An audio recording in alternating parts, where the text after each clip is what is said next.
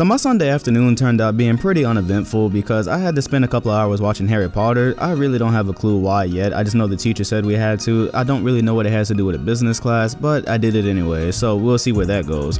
Anyways, because of that, I was a bit late to the Cavaliers and Hawks game. I told myself I was going to watch it. I love watching basketball on Sundays, and I definitely wanted to see how the Cavaliers were going to respond, being that they just lost to the Hawks bench the other night. So when I walked into the living room, it was exactly as I expected. The Cavaliers were up by a good 20 points. They were taking the life out of the Hawks, and I figured the other night was just a fluke. And from the little bit that I saw at that point, I began to ask myself if anyone told the Hawks they had a game on Sunday, because it looked like they were pretty surprised. Didn't look like they really wanted to be out there, looked like they had something else to do. Overall, it was just a piss poor effort. And then something interesting happened to the Cavaliers, something so ridiculous and out of the ordinary that I can only describe it as the Monstars taking their talent. So let me tell you what this video isn't going to be. This is not going to be me preaching that the Cavaliers are doomed, or they're not coming out of the East, and they're not going to win the championship, and all these other things, because I've made a couple of videos on the Cavaliers in the last month, and if you want to see my thoughts about the Cavaliers, you can watch all of those. This isn't what that is. But what this video will be is me taking a look at the series of unfortunate events that led to the Cavaliers basically blowing this game, because as I was watching it, I found myself telling my family that, man, the Cavaliers were just doing everything in their power to give this game to the Hawks. I've honestly never seen so many things go wrong for one team and so many things go right for the other team. I don't think I've really ever seen it to this magnitude. The closest thing I can relate to this would probably be the Spurs Heat in 2013, and it was not that bad because obviously they didn't blow a 20-point lead. However, back then, of course, if you watched the 2013 finals, you remember the Spurs. Everything that had to go wrong for them to lose went wrong, and that's why I'm relating it to this, but it's still nowhere near as bad.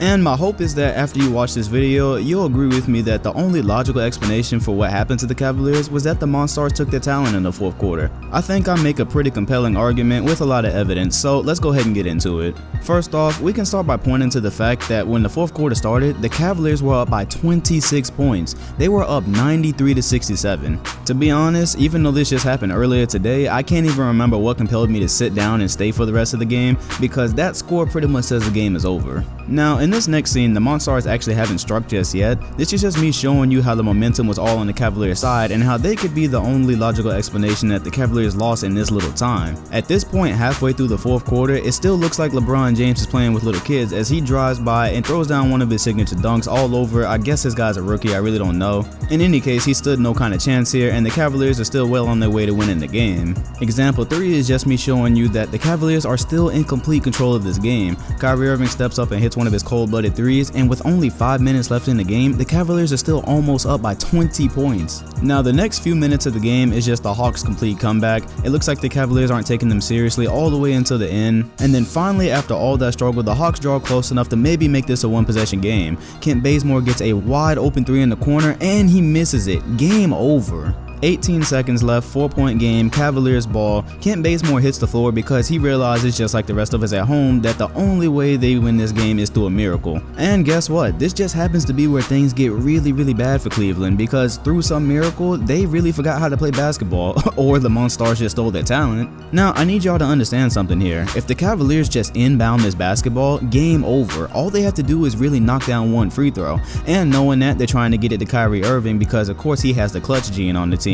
But that actually works against him here because he's the only option. There's 3 Hawks in the front court covering him. There's Kevin Love and Kyrie Irving. Kevin Love setting the screen to get Kyrie Irving open, and because there's 3 Hawks covering him back there, LeBron James cannot get the ball in. He gets a 5-second violation. Now, this is good defense on the Hawks part and bad planning on the Cavaliers part, because although I understand Kyrie Irving is a good free throw shooter, a great free throw shooter at that, probably should have been more options there. So this time the Cavaliers don't forget how to inbound the ball. They get Kyrie Irving open, he knocks down 2 free throws, and now the Cavaliers should have the game won. The score is 111-106. There's only 10 seconds left. This should pretty much be over. The Hawks inbound the ball, get it to Paul Millsap, and LeBron James fouls the 3-point shooter. I guess it was a good idea to contest this 3-pointer, but LeBron James is just a bit too close, which is a mistake he rarely ever makes because he does not foul a lot.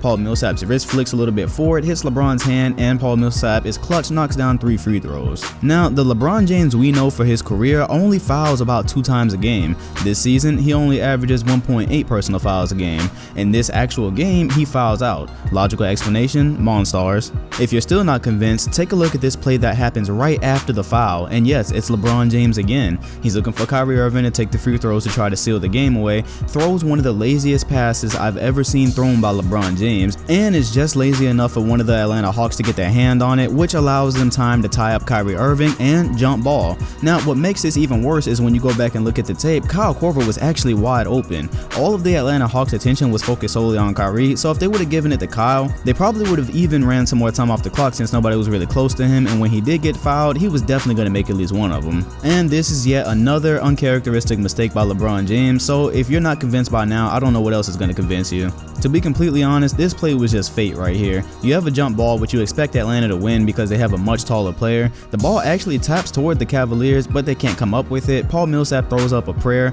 and they tie the game and send it to overtime after being down by 26 points. Now, I just wanted to point out that after Kent Bazemore missed that wide open 3, the Cavaliers made 3 world-class mistakes that sometimes you only see one of these type of mistakes in like an entire month. Like, this never happens, but they made 3 of them in that 18-second span. So overtime was actually really competitive, but we all knew LeBron James was going to end up fouling out because he already had 5 personal fouls going into overtime, so it was kind of a matter of time, especially with everything else that had already happened. It was only a matter of time before he fouled out.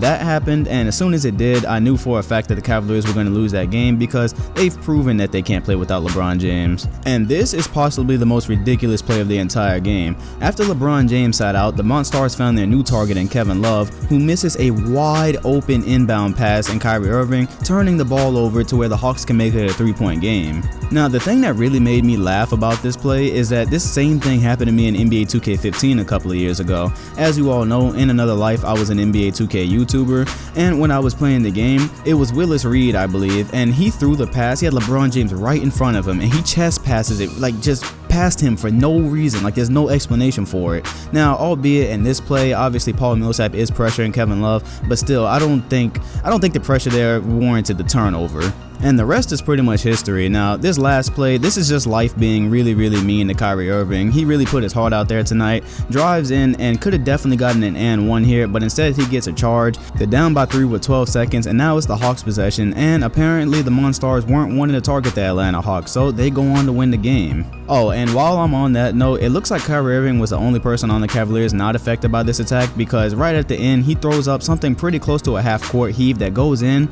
but they were down by 4 instead of 3, so they end up losing by 1. Now, I did notice here, for some god-awful reason, I have no clue, Kent Bazemore contested this 3. He almost fouled Kyrie Irving. If that shot goes in, it would have been a 4-point play, so I don't know. Maybe they got the Kent Bazemore 2 right there because he forgot he was not supposed to be contesting that shot. So yeah, as you can see, mostly towards the very end of the 4th quarter, the Cavaliers just kind of forgot how to play basketball. There were many more examples where I saw the Cavaliers were just missing layups, the ball was rolling in and out. Unfortunately, the NBA loves the Cavaliers, and I can't find those lowlights, so they would have been in this video otherwise, and there would have been more evidence. Aside from that, this was just another night where the Cavaliers were playing terrible defense. They gave the Hawks so many wide open shots. Again, the same problems of not rotating and not switching, just a bunch of problems plaguing their defense. But also, the Cavaliers just look very lethargic and out of it, which, if I remember Space Jam correctly, that's another symptom of the Monstars attacking. I will say, in all my 14 years of basketball, I've never seen a crumble quite like this. I've seen comebacks. I remember when the Celtics came back against the Lakers in the NBA Finals, and the Celtics are a very good team back then, so you kind of expect that.